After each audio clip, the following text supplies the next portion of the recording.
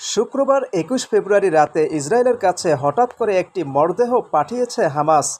ইসরায়েলে হামাসের পাঠানো অজ্ঞাত মরদেহ নিয়ে নতুন করে উত্তেজনা দেখা দিয়েছে।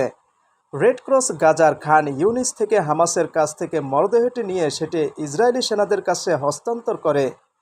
হামাস জানিয়েছে মরদেহটি ইসরায়েলি জিম্মি সিরি বিবাসের। বৃহস্পতিবার ২০ ফেব্রুয়ারি ফিলিস্তিনি সশস্ত্র গোষ্ঠী হামাস ও ইসলামিক জিহাদ ইসরায়েলকে ৪ জিম্মির মরদেহ ফেরত দেয়। তবে ইসরায়েল পরবর্তীতে জানায় ৪ জিম্মির মধ্যে ৩ জন তাদের নাগরিক, কিন্তু অপরজন গাজার অজ্ঞাত এক নারীর মরদেহ, যেটিকে হামাস সিরি বিবাস নামে এক জিম্মির মরদেহ উল্লেখ করে ইসরায়েলকে দিয়েছিল।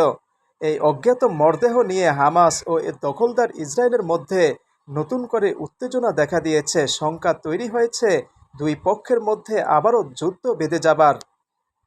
রেড ক্রসের কাছ থেকে সেনারা একটি মরদেহ গ্রহণ করেছে এমন তথ্য জানিয়েছে সংবাদ মাধ্যম টাইমস অফ ইসরায়েল।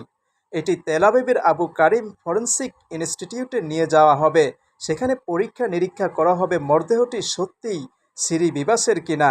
হামাসের সিনিয়র কর্মকর্তা মাহমুদ মারদাওয়াই সংবাদ মাধ্যম আল আকসা টিভিকে বলেছেন তারা সিরি বিবাসের মরদেহ ফেরত পাঠিয়েছেন। নিউজ ডেস্ক, নাজিম রহমতুল্লাহ।